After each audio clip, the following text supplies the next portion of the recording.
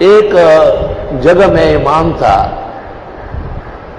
وہاں یہ زرگر برادری آباد ہے، ان کے کچھ لڑکے میرے پاس آئے کہ ہمارے والد صاحب کو 14 سال ہو گئے جو لیٹے ہوئے، پیشاب پاخانہ وہی کرتا ہے، پورے گھر میں انسانی غلاظت کی ایک تعفن ہے،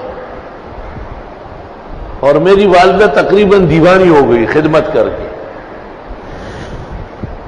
اور ڈاکٹروں کا کہنا یہ ہے کہ یہ بچے گا نہیں اور اسی طرح 50 سال بھی رہ سکتا ہے لنگڑا شل ہو کر۔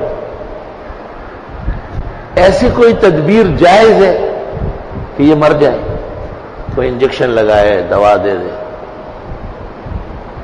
میں رابعہ یا خامسہ بنوری ٹاؤن پڑھتا تھا اور بڑا حیران ہوا کہ ایسا فتویٰ بھی لوگ مانگ سکتے کہ باپ کو خود مارے اگرچہ بیمار ہے۔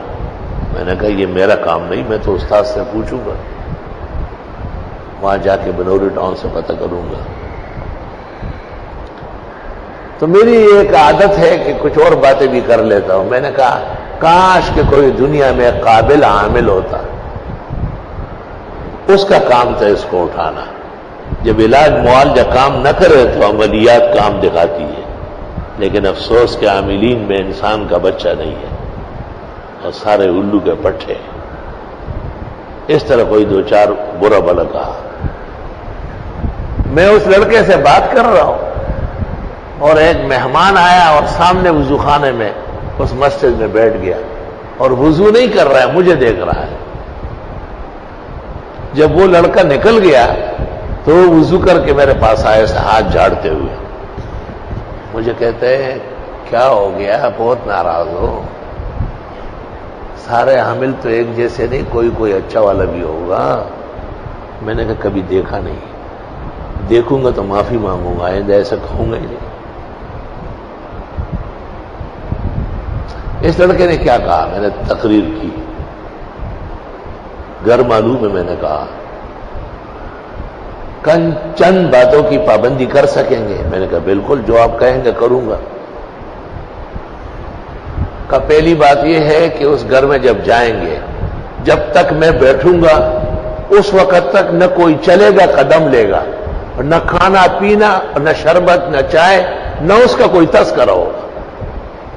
میں نے کہا میں ان کو پابند کر لوں گا کہ جب تک یہ مہمان آپ کے والد کو دم کر رہا ہے، خبردار کے کھانے پینے کا یا کوئی فرض آیا اور گیا۔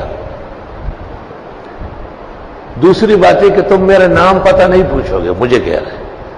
تیسرا یہ کہ آپ وہاں بیٹھے رہیں گے، جب میں حدود سے نکل جاؤں گا تو آپ اٹھیں۔ تو مجھے کہا کوئی بے ادبی تو نہیں ہوئی، ان میں کوئی خلاف شرع بات ہے؟ میں نے کہا نہیں۔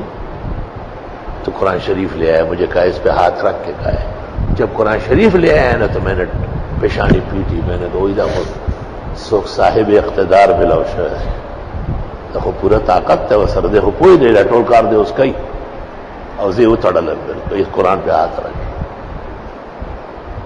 میں نے ہاتھ رکھا، کائے کے لیے ہاتھ رکھا ہے؟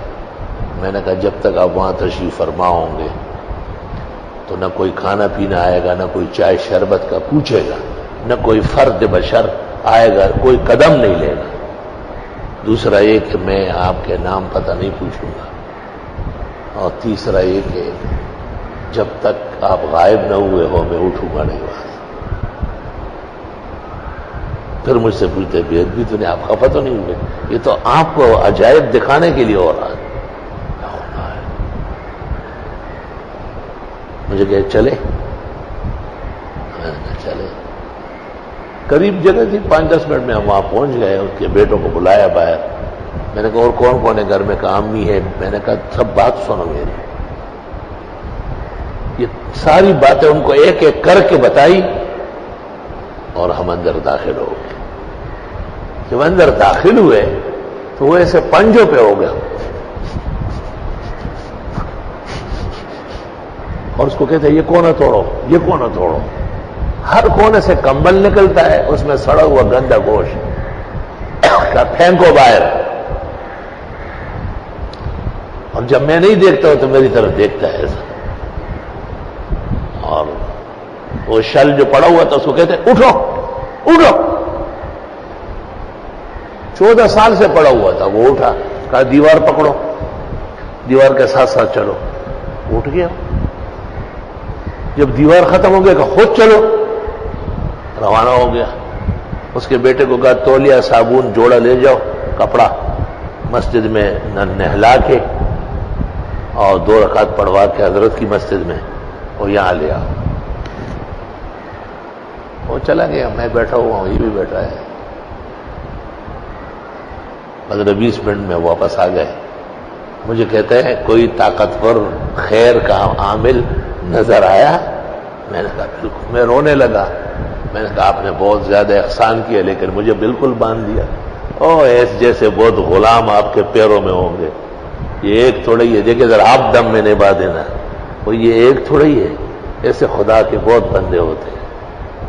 یہ آپ کو دکھانا چاہتا تھا میں.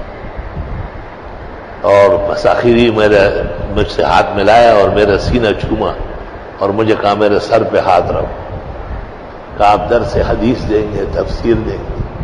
اس وقت کوئی اس قسم کا نظام نہیں. رابعہ کا طالب علم تھا. یا آپ مجھے یاد رکھیں گے, آپ زبردست حافظے کا مالک ہیں اور بہت فائدہ ہوگا امت کو. میں زارو قطار ہوتا ہوا وہاں کچھ بیٹھا رہا. پھر جب یقین ہوا کہ وہ نکل گیا, واپس آیا. شام کو دنیا جمع ہو گئی, جتنے لنگڑے ہیں کراچی کے پلنگوں میں ڈال کے لا رہا ہے. میں رکشا ہی منا خار بچو ماں سے ٹیکا سے بوڑھیانوں سے رکشے کی جل گئے پسراڑا. اس لیے مجھ سے تو ایک قابل قدر ہستی نکل گئی تھی. بہت غمگین تھا. استاد محترم مفتی ولی حسن نے کہا کہ میری بھی ایک بہت قیمتی خاتون بیمار ہے, سنا ہے آپ؟ میں نے کہا حضرت اس کا سننا ہی بھیانک ہے. میں کسی دن عرض کروں گا, مجھے معاف فرمائیں. تو میرا اپنا خیال یہ ہے کہ یہی خضر مختلف رنگوں میں ہے. یہ دنیا کے اعمال کی وجہ سے نہیں ہو سکتا ہے. اتنا چٹ پٹ اور اتنے طاقت کے ساتھ ظاہر کرنا. اللہ رب العالمین نے حضرت خضر کو ایسے تکوینیات کے خزائن دیے ہیں.